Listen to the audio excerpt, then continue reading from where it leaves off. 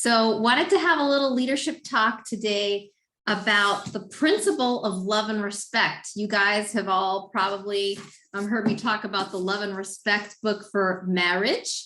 It's the love she most desires and the respect that he desperately needs, which has helped me in my marriage. There's Love and Respect in the Family, same author by Dr. Emerson Eggerichs. Dr. Emerson Eggerichs.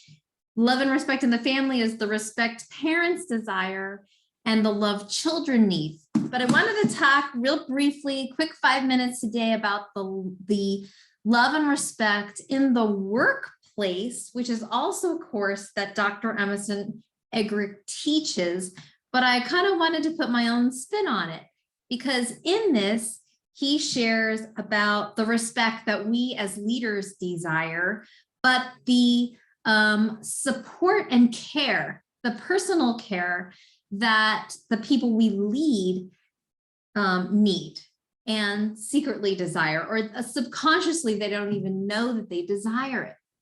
And in Love and Respect in the Workplace, Dr. Emerson Eggerichs talks about putting deposits. Are we putting deposits into the people that we lead, or as Jerry and Sally Hassan would call it in marriage or relationship, love deposits, or love deposits in our children, love deposits in our spouse. So let's talk about a few things that we can implement this week that are deposits in the people that we're developing on our team. One of the ways to put deposits into the team is showing concern for the family. So for example, it's not always business, right? But, hey, how was Betty's surgery? Did that go okay? When you're talking to someone, maybe asking them about their wife, or hey, how was Johnny's soccer game, right? It's that little bit of small talk to us may seem like small talk, but actually to them means the world, that you would remember that about them and their personal life, because their personal life is everything. It's, it's their entire world. So those are one ways of putting deposits. Another way of putting deposits is to send positive motivational quotes or something that makes you smile. Like maybe it's one of those funny dog or cat pictures, but it's got like a motivational quote attached to it or something. Or the cute one of my favorite ones is like the kitty cat that's looking into a mirror, but a big lion is in the mirror looking back at him. And so things that make people smile, but you're thinking of them, right? And it doesn't always have to be, hey, get on this conference call or submit these numbers, or, did you do your activity for the day? When you mix it in with personal things like that, that's also how you're building relationships with them, but that's how they feel the love, right? That's how they feel the love from you. And as a result, they will naturally want to respect. Other things you can do is send genuine compliments.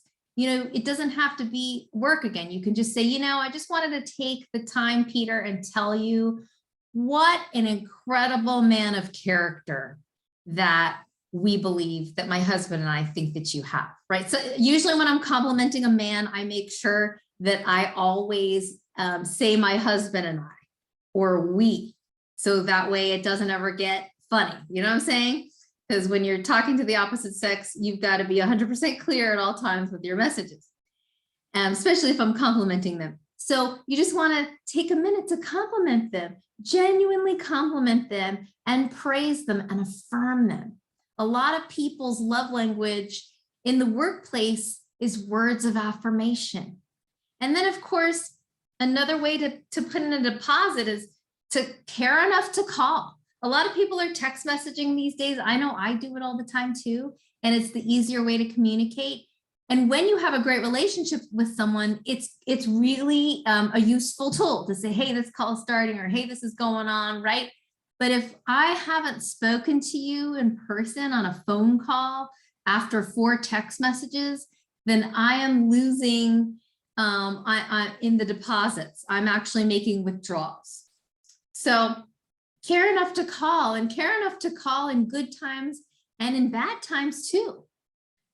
obviously it's easy to call someone when they're performing and they're doing amazing, but when they really need our help and coaching and guidance and mentorship and being poured into and telling them how much we believe in them is when they're having a hard time.